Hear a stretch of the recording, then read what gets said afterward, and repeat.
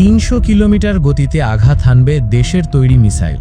হ্যাঁ, সম্পূর্ণ দেশীয় প্রযুক্তিতে আমাদের দেশেই তৈরি হয়েছে আস্ত একটি ক্রুজ মিসাইলের প্রোটোটাইপ, যার নাম দেওয়া হয়েছে থান্ডারবোল্ট। এখন আপনার মনে প্রশ্ন আসতেই পারে, এই মিসাইল কে বানালো? বাংলাদেশ সেনাবাহিনী নাকি কোনো সরকারি বড় গবেষণা প্রতিষ্ঠান? উত্তরটা শুনলে আপনি রীতিমতো চমকে যাবেন। এই মিসাইলটি তৈরি করেছে আমাদের দেশেরই দুই তরুণ শিক্ষার্থী। কোনো বিশাল ল্যাবরেটরি বা কোটি টাকার ফান্ডিং ছাড়াই নিজেদের হাত খরচের টাকা বাঁচিয়ে তারা এই অসম্ভবকে সম্ভব করেছে। কিন্তু এই তরুণদের তৈরি করা মিসাইলটি আসলে কতটা কার্যকর, আর বর্তমান বৈশ্বিক প্রেক্ষাপটে বাংলাদেশের মতো একটি দেশের নিজস্ব মিসাইল প্রযুক্তি থাকাটা ঠিক কতটা জরুরি? এই পুরো বিষয়টি নিয়ে আজ এমন কিছু তথ্য জানাবো যা হয়তো এর আগে আপনি কখনোই সেভাবে চিন্তা করেননি। বরিশালের আগৈলঝাড়া উপজেলার দুই তরুণ, যারা সম্পর্কে মামা ভাগ্নে। মামা সুজন চন্দ্র পাল পড়েন বরিশাল বিশ্ববিদ্যালয়ের পদার্থ বিজ্ঞান বিভাগে, আর ভাগ্নে প্রীতম পাল ড্যাফোডিল ইন্টারন্যাশনাল ইউনিভার্সিটির কম্পিউটার সায়েন্স অ্যান্ড ইঞ্জিনিয়ারিংয়ের ছাত্র। এই দুই তরুণ মিলে গত 1 বছর ধরে তিল তিল করে গড়ে তুলেছেন তাদের স্বপ্নের প্রজেক্ট থান্ডারবোল্ট। এটি মূলত একটি ক্রুজ মিসাইলের প্রোটোটাইপ। তাদের তৈরি এই মিসাইলটি ঘন্টায় ৩০০ থেকে ৩৫০ কিলোমিটার বেগে ছুটে গিয়ে নির্দিষ্ট লক্ষ্যবস্তুতে নিখুঁতভাবে আঘাত হানতে সক্ষম। বর্তমানে এর রেঞ্জ বা পাল্লা রাখা হয়েছে ৫ কিলোমিটার, অর্থাৎ ৫ কিলোমিটার দূরত্বের যে কোনো টার্গেটকে এটি ধ্বংস করে দিতে পারবে। এখানেই শেষ নয়, এই মিসাইলের ভেতরে তারা গাইডেন্স সিস্টেমও যুক্ত করেছেন।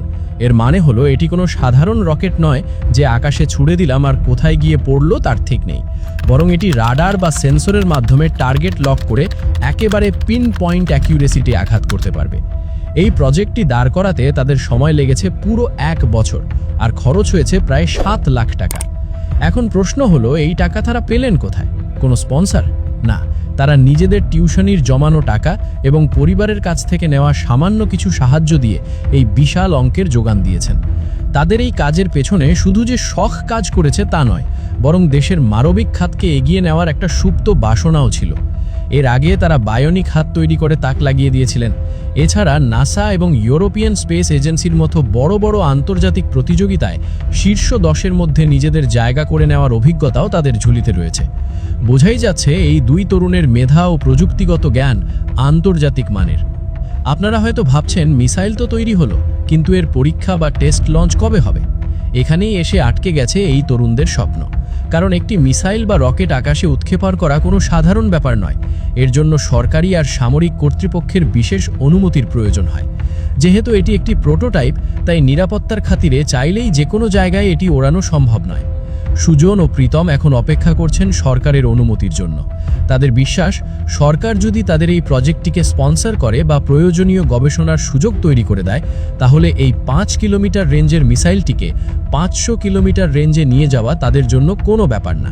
শুধু তাই নয়, এর গতি ঘন্টায় 700 থেকে 800 কিলোমিটার পর্যন্ত বাড়ানো সম্ভব বলে তারা মনে করেন। এখন একটু ভিন্ন প্রসঙ্গে আসি। দুই তরুণের এই আবিষ্কার আমাদের সামনে একটি বিশাল চিন্তার দরজা খুলে দিয়েছে। বর্তমান সময়ের দিকে একটু তাকান। মধ্যপ্রাচ্যের পরিস্থিতি কতটা উত্তপ্ত সেটা নিশ্চয়ই আপনারা দেখছেন। রাশিয়া, ইউক্রেন, ইরান, যুক্তরাষ্ট্র, পাকিস্তান, আফগান বা তাইওয়ান, চীন পরিস্থিতি নিয়ে পরাশক্তিগুলোর মধ্যে যে শীতল যুদ্ধ চলছে, তাতে পৃথিবী কিন্তু মোটেও শান্তিতে নেই। যে কোনো মুহূর্তে পরিস্থিতি নিয়ন্ত্রণের বাইরে চলে যেতে পারে। এমন অস্থিতিশীল বৈশ্বিক প্রেক্ষাপটে বাংলাদেশের মতো উন্নয়নশীল দেশের সামরিক সক্ষমতা, বিশেষ করে মিসাইল প্রযুক্তি শক্তিশালী হওয়াটা কতটা জরুরি? সামরিক বিশেষজ্ঞরা একটি টার্ম ব্যবহার করেন, যাকে বলা হয় ডিটারেন্স। সহজ ভাষায় বলতে গেলে, আপনার কাছে যদি এমন কোনো শক্তিশালী অস্ত্র থাকে যা দিয়ে আপনি শত্রুর দেশের ভেতর ঢুকে বিশাল ক্ষতি করে আসতে পারবেন, তাহলে শত্রু আপনার দিকে চোখ তুলে তাকানোর আগে 10 বার ভাববে। মিসাইল প্রযুক্তি হলো বর্তমান যুগের সবচেয়ে বড় ডিটারেন্স। আপনি হয়তো বিশাল সৈন্যবাহিনী নিয়ে বসে আছেন, কিন্তু শত্রুর কাছে যদি দূরপাল্লার নিখুঁত মিসাইল থাকে, তাহলে তারা কোনো সেনা না পাঠিয়েই আপনার দেশের গুরুত্বপূর্ণ সামরিক আর অর্থনৈতিক স্থাপনাগুলো উড়িয়ে দিতে পারবে।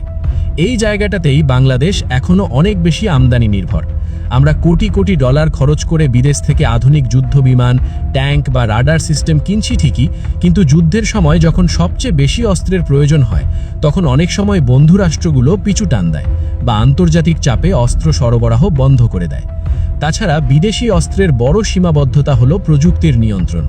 আপনি যে দেশ থেকে অত্যাধুনিক মিসাইল কিনছেন তাদের সাথে যদি কখনো আপনার কূটনৈতিক সম্পর্ক খারাপ হয়, তারা চাইলে স্যাটেলাইটের মাধ্যমে আপনার কেনা অস্ত্রের সফটওয়্যার অকেজো করে দিতে পারে। তখন কোটি টাকার মিসাইল কেবল লোহার টুকরো ছাড়া আর কিছুই থাকবে না। ঠিক এই কারণেই নিজস্ব প্রযুক্তি গড়ে তোলা ছাড়া একটি দেশের প্রকৃত সার্বভৌমত্ব রক্ষা করা কঠিন।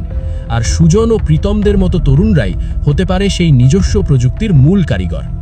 আমাদের প্রতিবেশী দেশগুলোর দিকে তাকালে দেখবেন তারা নিজেদের গবেষণা প্রতিষ্ঠানগুলোতে হাজার হাজার কোটি টাকা বিনিয়োগ করছে। তারা নিজেরাই cruise missile, ballistic missile, drone ইত্যাদি তৈরি করছে। অথচ আমাদের দেশের মেধাবী তরুণরা নিজেদের পকেটের টাকায় এমন সব প্রজেক্ট দাঁড় করাচ্ছে যা দেখলে অবাক হতে হয়, অথচ সরকারি সাপোর্ট নেই। প্রাতিষ্ঠানিক সহায়তা পেলে এই তরুণরাই দেশের প্রতিরক্ষা খাতের চেহারা বদলে দিতে পারে। আমাদের দেশে সামরিক বাহিনীকে আধুনিকায়নের একটি দীর্ঘমেয়াদী পরিকল্পনা চলমান রয়েছে। এই পরিকল্পনার একটি বড় অংশ হওয়া উচিত দেশীয় প্রযুক্তিতে সমরাস্ত্র তৈরি। এর জন্য খুব বেশি কিছু যে দরকার তা কিন্তু নয়, শুধু প্রয়োজন সদিচ্ছা আর সঠিক জায়গায় বিনিয়োগ।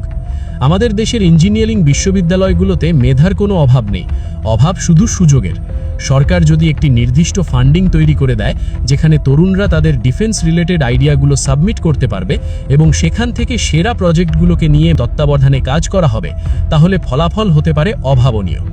আজকের যে থান্ডারবোল্ট মিসাইল 5 কিলোমিটার রেঞ্জে কাজ করতে সক্ষম, কাল হয়তো সেটাই বাহিনীর ইঞ্জিনিয়ারদের হাতের ছোঁয়ায় এবং অত্যাধুনিক ল্যাবের সুবিধায় 500 কিলোমিটার পাল্লার একটি পূর্ণাঙ্গ ক্রুজ মিসাইলে পরিণত হবে। নিজস্ব মিসাইল থাকার আরেকটি বড় সুবিধা হলো অর্থনৈতিক সাশ্রয়। বিদেশ থেকে একটি মাঝারি পাল্লার ক্রুজ মিসাইল কিনতে যে পরিমাণ বৈদেশিক মুদ্রা খরচ হয়, তার অর্ধেক খরচেই দেশে সেই মানের মিসাইল তৈরি করা সম্ভব, যদি একবার প্রোডাকশন লাইন বা ম্যানুফ্যাকচারিং ইকোসিস্টেম দাঁড় করানো যায়। পাশাপাশি এর মাধ্যমে দেশে উচ্চ প্রযুক্তির কর্মসংস্থান তৈরি হবে এবং ব্রেন ড্রেন বা মেধা পাচার রোধ করা সম্ভব হবে। সুজন ও প্রীতমদের উদ্যোগ আমাদের চোখ আঙুল দিয়ে দেখিয়ে দিচ্ছে যে আমরা পারি, আমাদের শুধু একটা প্ল্যাটফর্ম দরকার। আগামী দিনের যুদ্ধগুলো মাঠে নেমে মুখোমুখি লড়াইয়ের চেয়ে টেকনোলজির ওপর বেশি নির্ভর করবে। সাইবার ওয়ারফেয়ার, আর্টিফিশিয়াল ইন্টেলিজেন্স এবং প্রিসিশন গাইডেড মিউনিশন বা নিখুঁত মিসাইল, এগুলোই হবে ভবিষ্যতের প্রধান হাতিয়ার। আর এই চতুর্থ শিল্প বিপ্লবের যুগে টিকে থাকতে হলে টেকনোলজিক্যালভাবে স্বাবলম্বী হওয়ার কোনো বিকল্প নেই।